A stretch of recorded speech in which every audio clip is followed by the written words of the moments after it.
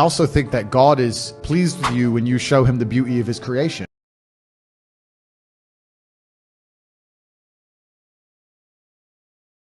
I think that God is pleased with you when you work as hard as you possibly can and you do the best you can in anything you're going to attempt. God loves people who work hard and try hard.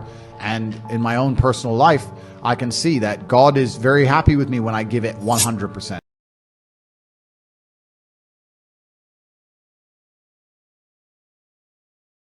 And people say to me, why did you convert? And I said, I don't really feel it as a conversion.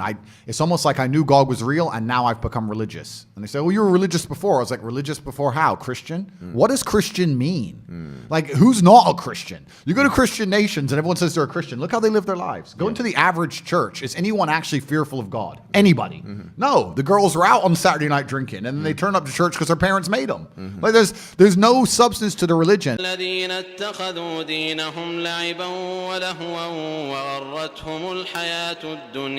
Then now we have Christianity as an idea, which has basically said, well, we can't set any firm rules because everyone will just quit.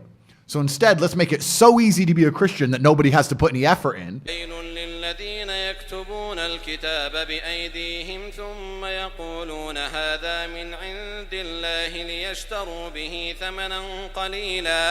Some people recognize when I convert to Islam that there was a time I was an atheist. There was a time when I was atheistic. And the reason I am now so absolutely certain that God is real is because I've seen evil. I've seen shaitan. I've seen it. When you see enough evil, you realize that there must be an equal and opposite force. And there are people out there in the world today doing the work of the devil, genuine demons, who are trying to destroy the baseline morality that's inside of all of us. We're all born with some kind of morality, and they're trying to destroy it.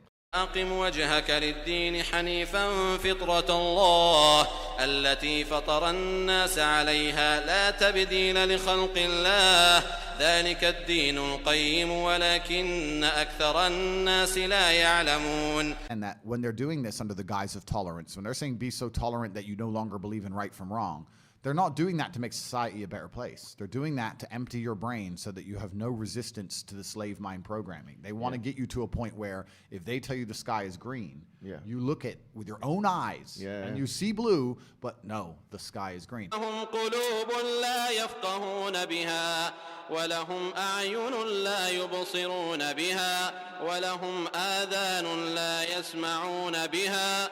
Humans always need something to believe in.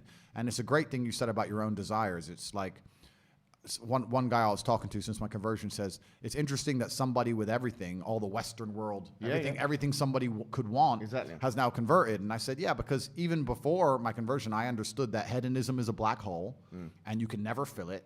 You're never going to be able to have enough girls to be happy with girls. You're never going to be able to have enough money to be happy with money. You're never going to be able to, drink enough to be happy with drinking. Like, it's a black hole, and you can pour endless things down it, but you'll never fill it up.